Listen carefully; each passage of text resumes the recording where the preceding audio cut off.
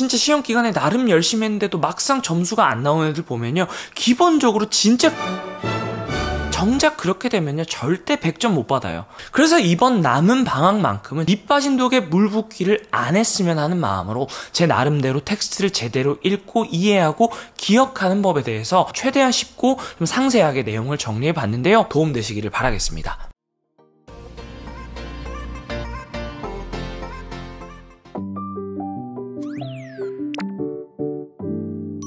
안녕하세요, 조코치입니다. 오랜만에 인사드립니다. 최근 몇 주 동안 이제 영상을 업로드하지 못했는데요, 먼저 영상을 기다리셨을 분들께 죄송한 마음 전합니다. 제가 이제 잠시 멈춤의 시간을 갖게 된 이유가 있었는데요, 저에게는 유튜브를 시작할 때부터 귀한 시간 내서 컨텐츠를 봐주시는 분들께 이 컨텐츠에 쓰신 시간이 아깝지 않다는 생각이 들 만큼 구체적이고 실질적인 내용을 담은 영상을 만든다는 원칙이 있었습니다. 그럼에도 작년 한 해 동안 제가 직접 경험하며 얻은 인사이트를 직접 전하는 이런 컨텐츠를 발행하다 보니까 나름대로 많은 고민과 공부를 계속 해 나갔음에도 불구하고 스스로 부족함과 아쉬움을 느낄 때가 많더라고요. 그래서 이제 언젠가부터 학부모님들과 학생들이 겪고 있는 더 구체적인 문제 상황을 파악하고 실질적으로 도움이 되는 해결책들을 좀 축적하는 시간이 필요하지 않을까 하는 생각이 들었습니다.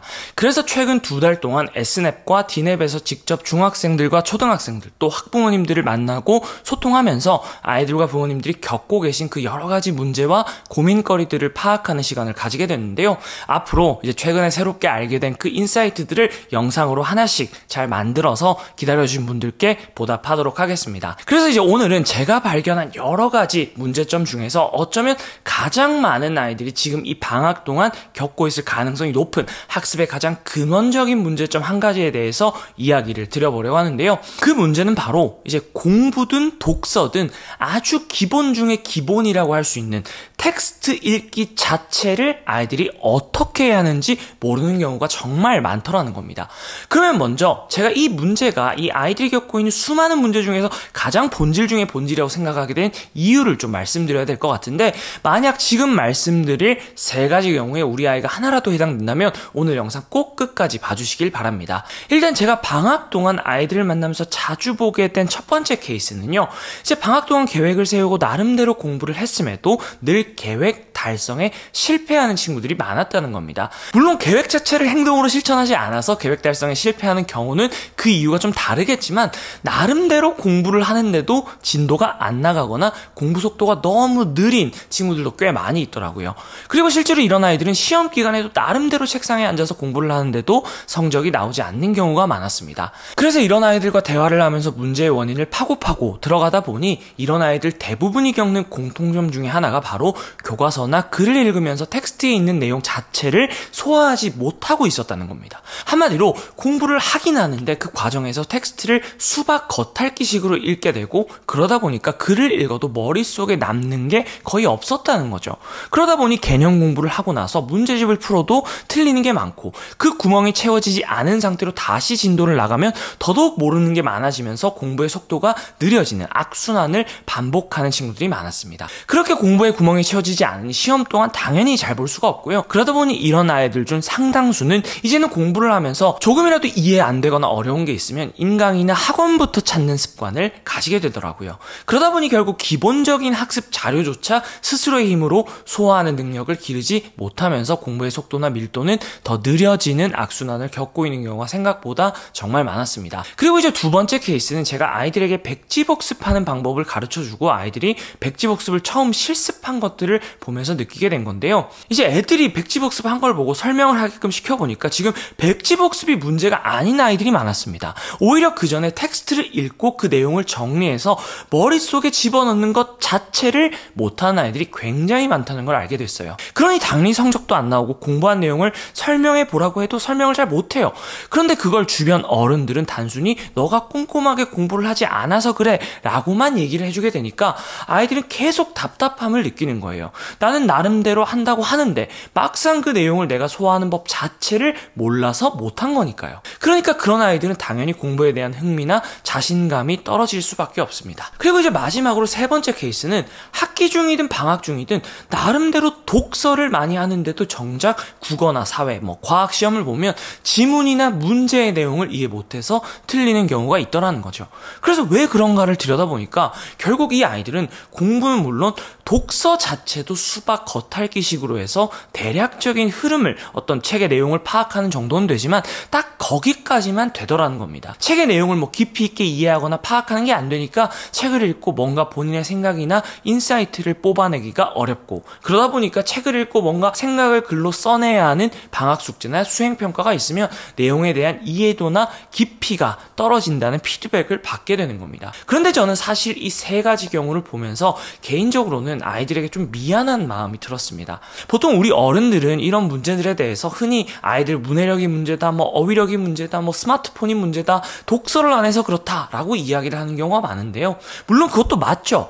그런데 정작 이번에 아이들을 만나고 더 심층적으로 문제를 파고 들어가다 보니 나름대로 스마트폰도 절제하고 공부를 하는 아이들, 독서를 꽤나 하는 아이들조차 읽기와 독해에서 생각보다 훨씬 더 많은 어려움을 겪고 있다는 걸 알게 된 겁니다. 그리고 이제 아이들 입장에서 좀 생각을 해보니 조금 다른 관점으로 문제를 바라보게 됐는데요. 물론 독서가 부족한 것도 맞고 또 스마트폰도 문제지만 어쩌면 아이들 입장에서는 정말 텍스트를 정확하게 읽고 이해한다는 것을 단 한 번도 제대로 배운 적이 없었겠구나.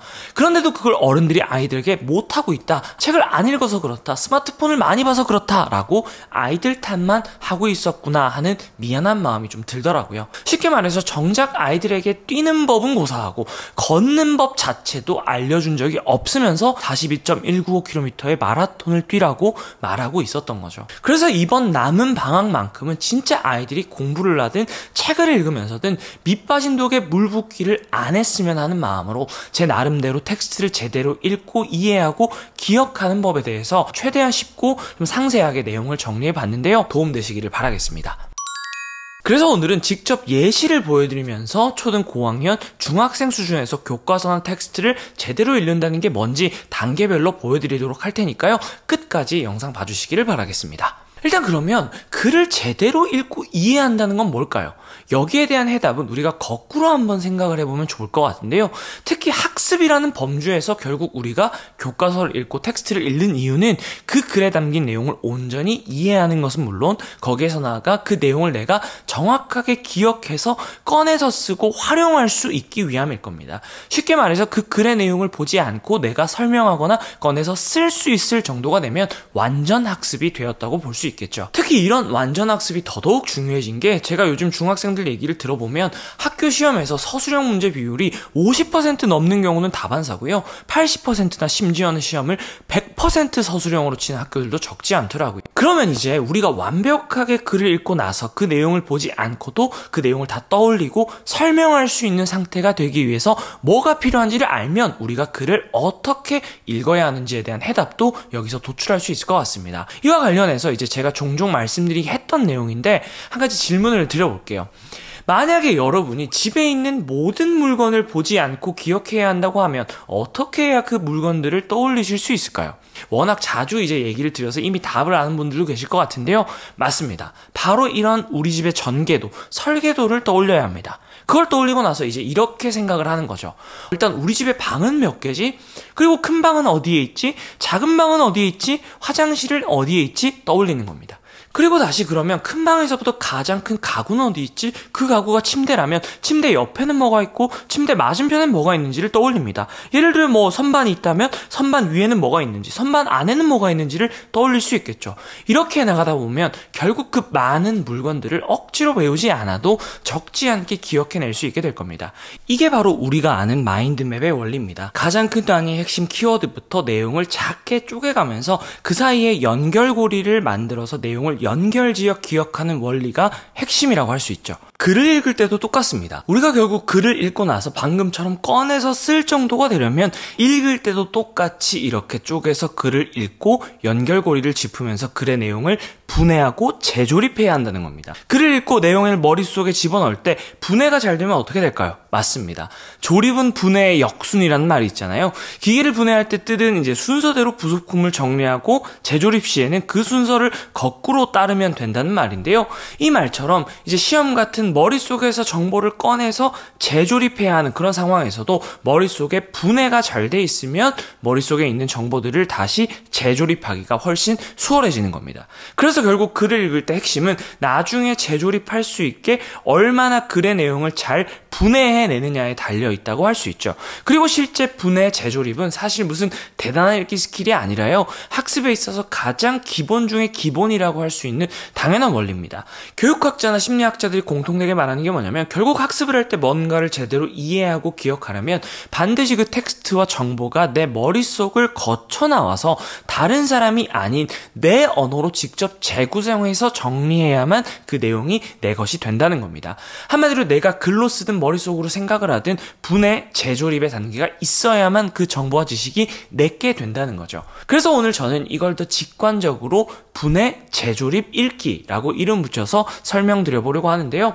그럼 이제 지금부터 제가 직접 예시 텍스트를 하나 보여드리면서 더 구체적으로 설명을 드려볼게요. 이제 이 글은 미국의 독립에 대한 중3 역사교과서에 나오는 내용인데요. 이런 긴 글을 처음 맞닥뜨렸다면 일단 해야 하는 건 바로 분해라고 할 수 있습니다. 한마디로 일단은 내가 머릿속에 집어넣을 수 있게 소화할 수 있는 상태로 쪼개야 된다는 거죠. 이때 중요한 게 있습니다. 제가 이제 아까 집에 있는 물건들 기억하기 위해서 뭐 해야 한다고 말씀드렸죠? 맞습니다. 일단 우리 집에 방이 몇 개 있는지 떠올려야 한다고 말씀을 드렸습니다. 글을 읽을 때도 똑같죠. 일단 이 글이 몇 개의 방으로 이루어져 있는지를 먼저 살펴봐야 됩니다. 구조를 파악해야 되는 거죠. 그리고 필요하면 내 방식대로 글을 여러 개의 방으로 쪼개야 합니다. 그런데 이런 교과서의 글들은 대부분 친절하게 이미 방으로 나눠져 있어요. 일단 이 글은 2개의 방으로 이루어져 있다고 볼 수 있는데요. 이 글 같은 경우에는 미국 혁명의 시작과 독립전쟁의 발발이라는 2개의 방으로 이루어져 있습니다. 그러면 이번에는 어떻게 해야 될까요? 맞습니다. 우리가 방이 몇 개인지 어디에 있는지 확인하고 나면 이제 방을 하나씩 들여다보기로 했었잖아요. 그러면 이제 일단 첫 번째 방인 미국 혁명의 시작 문단으로 한번 들어가 볼게요. 이때 주의해야 되는 게 많은 학생들이 처음부터 이 문단을 통째로 외우려고 하는데요. 이때도 통째로 내력을 막 삼키려고 할 게 아니라 바로 이 글에서 내가 기억해야 할 내용과 굳이 기억하지 않아도 되는 내용을 나눠야 하는데요. 이런 걸 조금 우리가 어려운 말로 인지 단계라고 합니다. 한마디로 글을 읽고 밑줄을 그으면서 중요한 것과 중요하지 않은 것, 내가 기억해야 하는 것과 기억하지 않아도 될 것을 구분해내야 한다는 겁니다. 그러면 기억할 것과 기억하지 않아도 되는 것을 구분할 때 중요한 게 바로 뭐예요? 이제는 내용을 이해해야 하는 겁니다.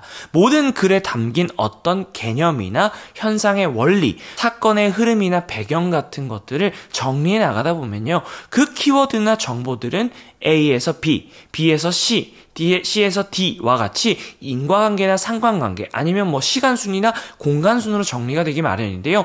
비교대조같이 공통점이나 차이점을 중심으로 관계를 맺을 수 있는 경우들도 있을 겁니다. 이건 과목을 막론하고 논리를 기반으로 한 모든 글과 텍스트에 동일하게 적용된다고 볼 수 있는데 아무 정보나 갖다 쓰는 아무 말 대잔치나 의식의 흐름대로 쓰는 문학적인 글이 아닌 이상 모든 글은요. 개념이나 정보들 간의 논리적인 연결성, 관계라는 구조를 가질 수밖에 없습니다. 그리고 바로 이렇게 개념과 개념, 키워드와 키워드 간의 관계를 파악하는 것을 우리는 이해라고 말합니다. 그런 맥락에서 이 문단을 키워드별로 분해하고 관계를 파악해서 이해를 했다고 한다면 저는 이렇게 첫 번째 문단을 분해할 수 있을 것 같은데요. 한마디로 이제 영국인들이 북아메리카에 이주해서 살고 있었는데 7년 전쟁 때문에 인지세법 같은 걸로 세금을 많이 매겼고 여기에 식민지 주민들이 반발해서 보스턴 차 사건을 일으켰다. 이렇게 한 문장으로 요약할 수 있겠죠. 이제 두 번째 문단도 이렇게 분해를 하면 됩니다. 한마디로 영국이 보스턴 차 사건 이후 더 아메리카 식민지를 탄압했고 식민지 대표들이 더 화가 나서 대륙회의를 열어서 싸우기로 했고 렉싱턴 전투 계기로 독립전쟁이 일어나서 조지 워싱턴이 총사령관이 되어 전투를 이끌고 독립선언서를 발표했다.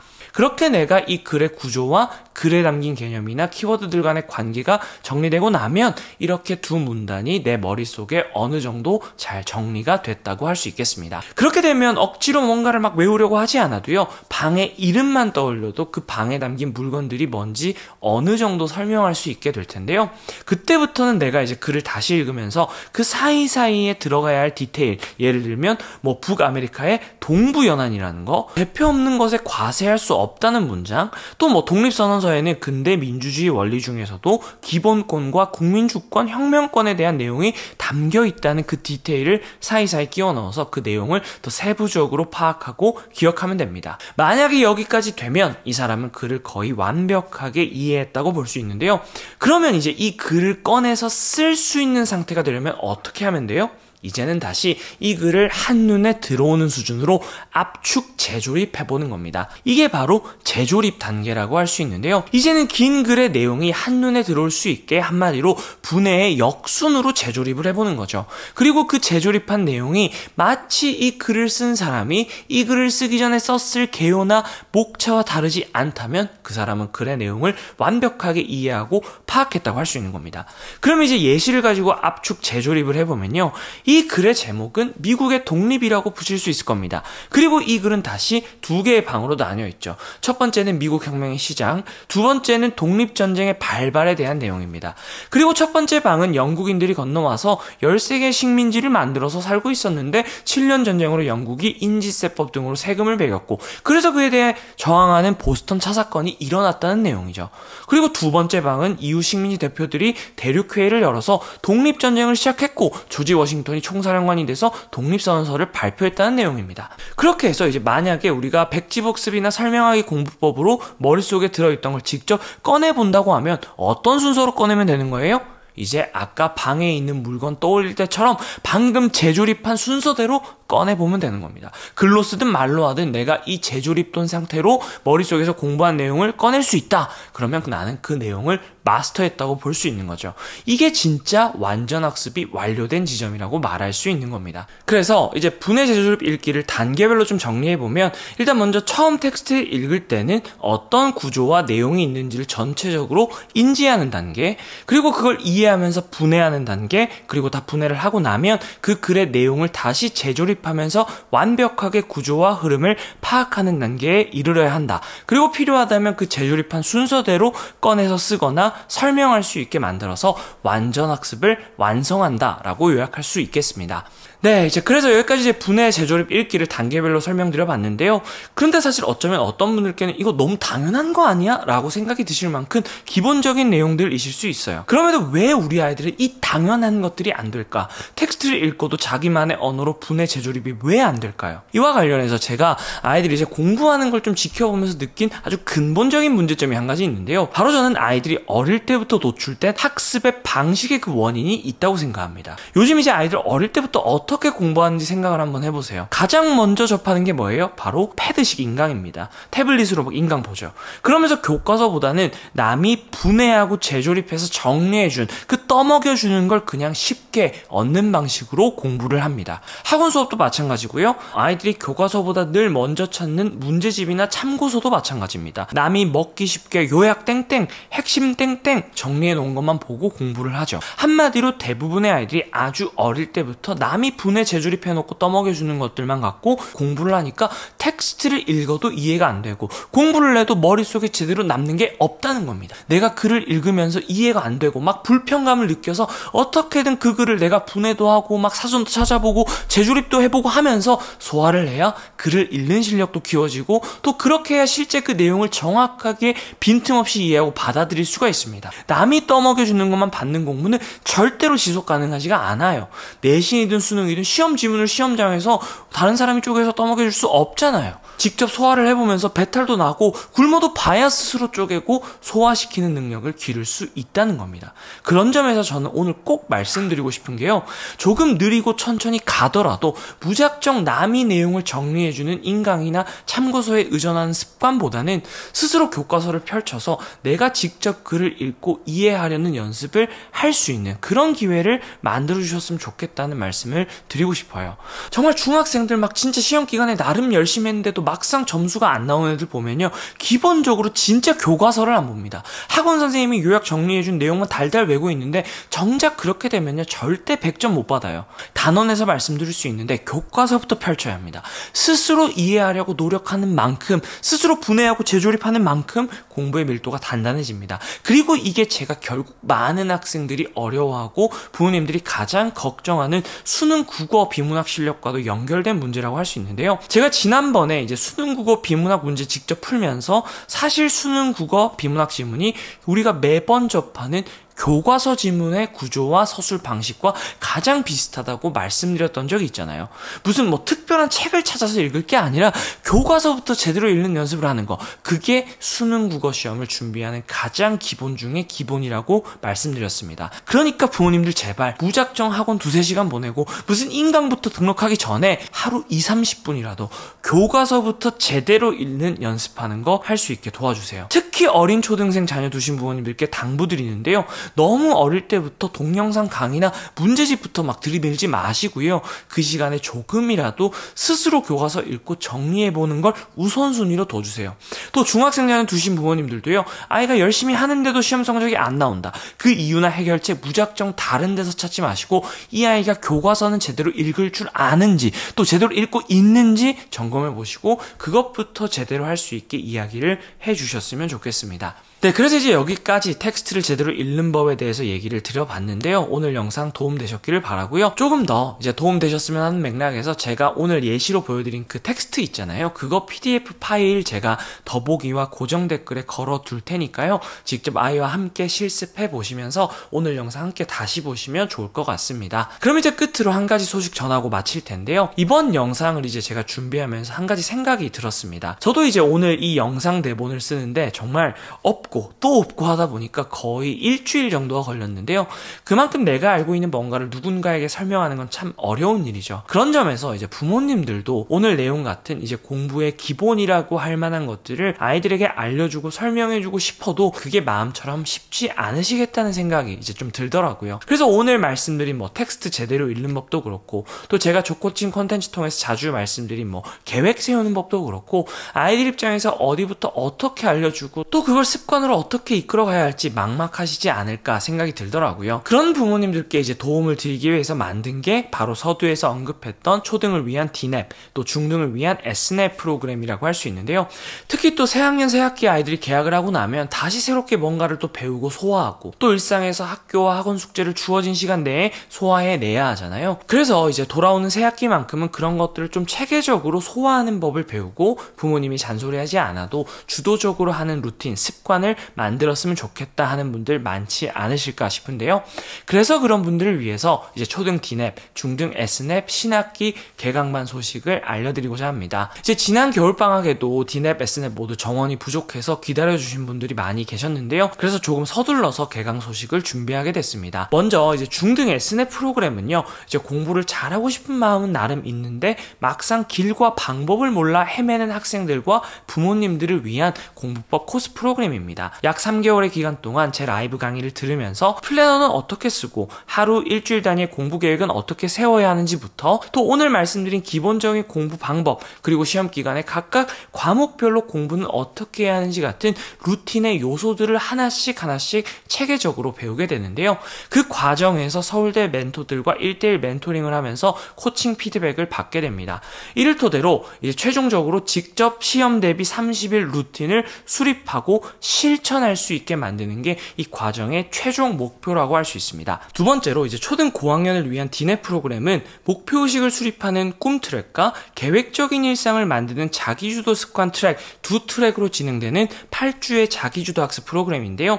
아이들은 먼저 꿈 트랙에서 내 꿈을 담은 UN 연설문이라는 결과물을 만들어내는 과정에서 VOD 강의를 들으며 내 꿈은 뭔지, 이 꿈을 이루기 위한 로드맵은 뭔지 같은 자신의 내면과 생각을 들여다보고 글 글쓰기로 그 생각을 다듬어 나가게 됩니다. 또 매주 라이브 수업에서 그 글쓰기 결과물을 동료들 앞에서 발표하면서 성취감을 얻어가게 되는데요. 더불어서 이제 자기주도 습관 트랙에서는 아주 간단한 체크리스트부터 데일리 플래너, 위클리 플래너까지 스스로 주도적이고 계획적인 일상을 보내는 법을 배우고 실천하게 됩니다. 특히 이번 D랩 신학기 개강반에서는 아이들이 오늘 말씀드렸던 내용들처럼 매일 학교 수업을 듣고 하루 20-30분이라도 스스로 교과서를 읽고 복습을 하면서 그날 배운 걸 그날 복습하는, 교과서 내용을 스스로 소화하는 연습을 습관으로 만들어가게 될 텐데요. 그리고 연설문 작성은 물론 플래너 쓰는 법과 스스로 복습하는 법을 담임 멘토 선생님과의 1대1 멘토링에서 더 구체적으로 코칭, 피드백 받으면서 습관을 강화하게 됩니다.